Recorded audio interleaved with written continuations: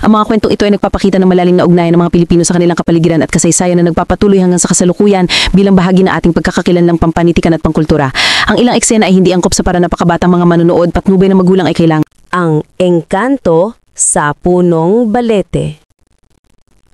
Noong dekada 90, tuwing bakasyon, lagi kaming umuwi sa probinsya ng nanay ko sa Quezon. Sa baryong iyon, may isang higanting punong balete. Lagi kaming pinapaalalahanan ng lola ko na huwag lalapit doon. Apo, tandaan nyo, huwag kayong maglalaro sa balete, lalo na kung dapit hapon. May mga engkanto riyan, baka hindi na kayo makabalik. Pero matigas ang ulo ng pinsan kong si Junjun. Ano naman kung bawal? Wala naman totoo riyan. Tignan mo dito ko patutulugin ang trompo ko. At sa isang iglap, nawala siya. Junjun! Junjun! Asan ka na? Nagpanik kami. Dali-dali naming tinawag si Lola. Ay, Diyos ko, tawagin niyo si Mang Isko, ang albularyo. Dumating si Mang Isko, dala ang asin, kandila, itlog at tabako. Nilapitan niya ang puno. May kumupkop sa kanya. Mga engkanto ang kumuha. Tahimik lang kayong lahat. Sinindihan niya ang kandila at nagsaboy ng asin sa paligid. Bigla naming narinig ang boses ni Junjun mula sa loob ng puno. Tulungan niyo ako! Hindi ako makalabas! May mga taong nakaputi! Hinihila nila ako! Lola! Naririnig ko siya! Nasa loob siya ng puno! Diyos ko! Iligtas niyo ang apo ko!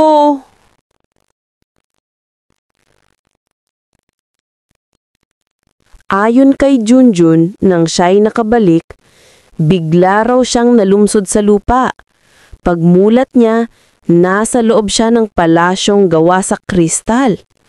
Ang sahig ay kumikislap, ang hangin ay mabango, at may mga taong mapuputi ang damit. Halika bata, huwag kang matakot. Kasama ka na namin ngayon. Saan po ako? Gusto ko na pong umuwi. Huwag ka nang umalis. Dito ka na. Tikman mo itong prutas. Kapag kinain mo ito, isa ka na sa amin. Pero bago niya iyon kainin, narinig niya ang boses ng lola namin nagdarasal. Junjun, umuwi ka na. Umuwi ka na, apo. Gusto ko pong umuwi. Ayoko rito.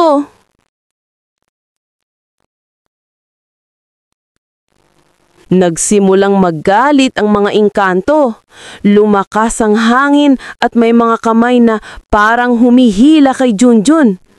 Hindi ka na makakabalik, isa ka na sa amin.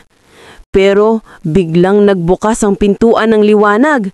Tumakbo siya at sa huling saglit, nakalabas siya. Pagmulat niya, nasa tabi na siya ng balete, pawis na pawis. Apo, salamat at bumalik ka. Junjun, akala namin kinuha ka na talaga. May palasyo roon, may mga taong magaganda, pero parang hindi ko na kayang makalabas. Buti na lang narinig ko kayo.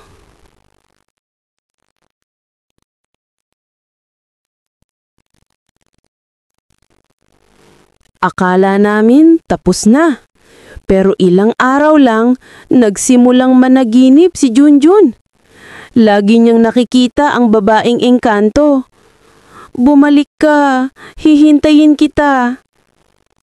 Madalas din, may kumaluskos sa bubong, may babaeng kumakanta sa labas ng bintana, hanggang sa nagkasakit si Junjun. Hindi pa tapos, gusto pa rin nilang kunin. Sabi ng albularyo. Nagritual si Mang Isko. Inalay ang dugo ng manok at alak sa ilalim ng puno. Malakas ang hangin, parang may sumisigaw. Pero matapos iyon, tuluyan ng tumahimik. Isang gabi, nagising si Junjun. Sa bintana, nakita niya ang babaeng engkanto. Nakangiti, pero may luha sa mata. Hindi pa ito ang huli, hihintayin kita bata. At naglahos siya. Mula noon, hindi na siya muling nagparamdam. Pero tuwing napapadaan kami sa Balete, lalo na kapag dapit hapon, ramdam naming may mga matang nakamasid, naghihintay. Mag-ingat sa mga punong Balete, dahil hindi lahat ng nilalang ay nakikita ng ating mga mata.